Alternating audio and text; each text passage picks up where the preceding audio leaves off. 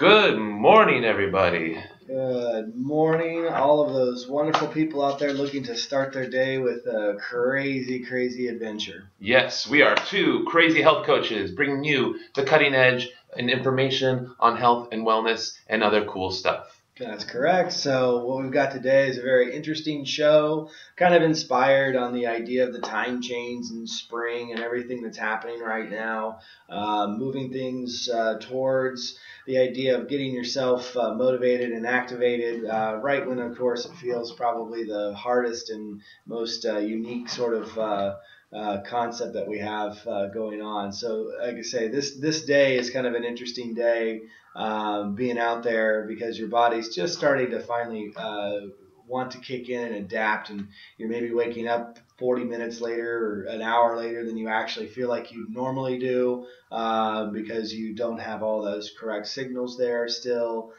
telling your system to be waking up. You're forcing the alarm clock. A lot of people, I think, end up struggling, and they got to realize time changes are actually kind of a struggle for most people who are more sensitive to environments and things of that nature, and it definitely changes with the way the body functions. So we see a lot of increase in heart attack condition. People actually getting more high level anxiety during this time of the season here because of this change, and that's just because it's so drastic. Moving an hour of your day around is just an interesting thing. So it's only been around about 100 years, so it's not something that we've been doing forever. The way that a lot of other cultures have dealt with this is they've actually had different styles of calendars, ran more on lunar cycles, 13 months out of the year, 28 days, kept things a little bit more normal. So we do 28 through 31 days, and everybody out there is always looking to change things up instead of keeping a very good circadian rhythm. It seems to be a deeper story here about time changing and calendars and our synchronicity with the sun, the moon, correct, planetary bodies. Is that a sign, another sign of how we've gotten out of sync with nature, right? Our calendar. Very out of sync. And this whole daylight savings thing is a attempt to balance out that imbalance that we have. We don't follow a 28-day, 13-month calendar. Mm-hmm. Yeah. Now, why is that? Do you know the history behind that? How that all started? So the biggest thing that occurred is that and also what other cultures did use a lunar calendar, something that seems more correct, accurate to our natural state of being. And should people pay attention to that? Should we be aware of the moon and the sun and those definitely bodies? Right, definitely. They spin us, they turn us. I mean, they're what actually make us. They pull us, they push us. Do us different things with our day cycle. So it's unique because when we see in the ancient world, I think every culture actually carried a 13-month and lunar-based calendar system. And we really didn't see until we had the actual the Greco-Roman calendar start to develop, that we actually went to months based upon rulers' names and gods instead of the actual following of the sun and the moon. So we still have the Hebrew calendar, which is actually a lunar calendar, because it follows the natural cycles that people still are using today.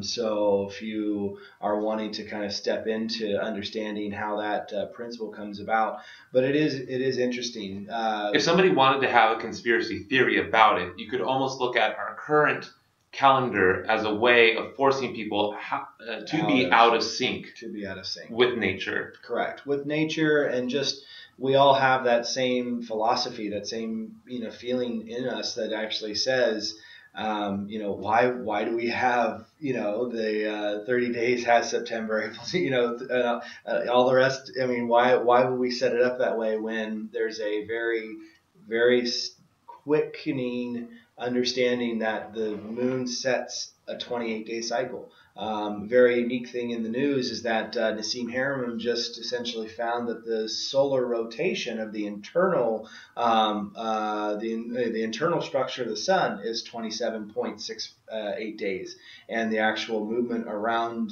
the Earth of the moon is 27.68 days. Wow. So they're in perfect sync. Right. We go out of sync. Why wouldn't we be in sync with that? Exactly.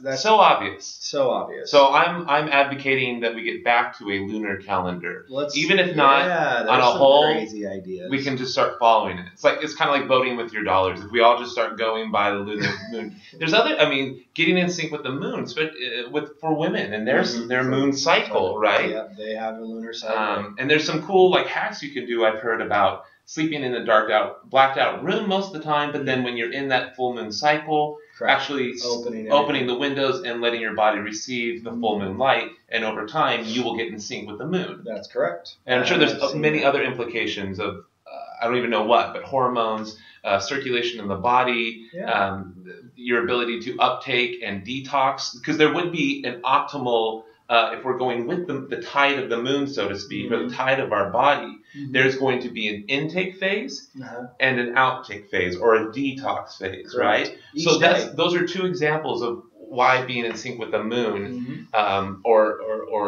the nature, the universe, can be valuable. Oh yes. And I'm sure that goes even then into the center of the sun, the center of our solar system, the synchronizing of the moon, the planet, and the sun, and then the synchronizing with the center of our galaxy.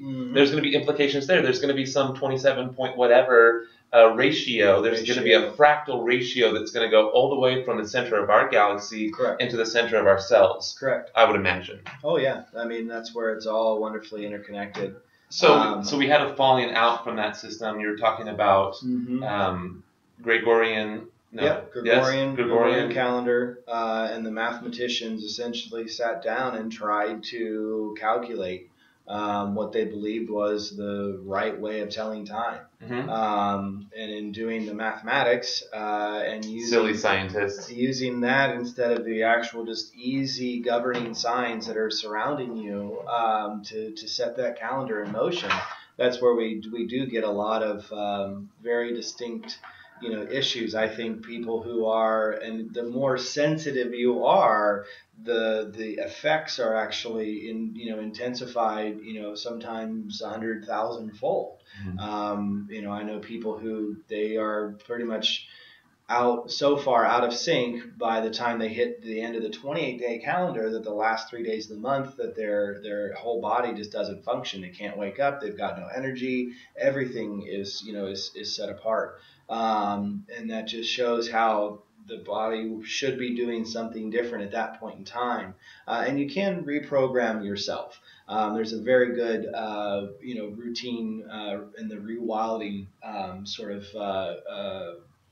movement out there. The idea of spending that 1 week of camping every 6 months at least, in order to fully get yourself back in sync and on clock. Because when the sun goes down, you should be thinking about bed. Ambient light, the way we live everything every day really kind of tells us that we're supposed to be awake when we're not. That means our hormones get depleted one direction or the other, and repeat that cycle enough times over, then you get that overall general discordance occurring. So it's unique because tonight I'm actually doing a talk at one of the local artisan food places here in Temecula, all about depression management, natural solutions, when to actually use pharmaceuticals, when to come in and try to to blend the two and use more integrative medicines, and just going through this. And we're going to talk a lot about body management, hormone management, time management. So many people just aren't giving themselves the proper setup phase a lot of times. We love to be the people who hop out of bed and immediately run to a job. We're in the car, we're in traffic, when our bodies are still just now starting to process what's going to go, how am I going to treat the day? And here you've got, 5,000 cars surrounding you, and everybody's vying for the best opportunity to get to their local coffee shop in order to actually finally start being awake. So that's one of those where we really want to see that. But it always goes back to the fact for me that it's a recent invention. It started 100 years ago or so for us to actually save electricity when electricity generation was so low in the country. We didn't have enough places to generate electricity, that we had to cut lights at a certain time in order to actually allow for us not to have longer exposure. And that's why we do this during the winter, and that's why we do so what we silly. do. So it's all based on a power company light system. Benjamin Franklin wrote a paper, I think it was back in the late 1700s, about candle usage, and all the people in Europe, if they told everybody that to get out of bed an hour earlier, then they wouldn't be using candles as much. Like that's how, again, it was always talked about, but it wasn't instituted, and Arizona doesn't agree with it. So that's the funny thing. If you move to Arizona, you never do this. I love Arizona. They're such rebels, So way to go, Arizona, for saying, hey, listen, we don't need to, follow this. We make our own rules. We're in Arizona. Rules. Yes. So we have cheaper gas. But it is We're really interesting. into crystals, and they have the big Jim Jam Festival, the biggest mineral show that I know of. Yeah. Wow, that's fascinating. So I like when you were talking about a week of camping every 6 months. 6 months or more, Mm-hmm. and that's kind of rebooting your system. Correct. Kind of, it reminds me of a grounding and grounding technologies. Grounding seems to me like it would be a great way to counteract the effects of daylight savings times, of spring forward. Mm-hmm. Preparing for that. We should be sleeping grounded regularly. I know there's debate about what's the best way to do that. Yeah. If you're, you can go online and look up grounding technologies. There's some that you plug into your grounding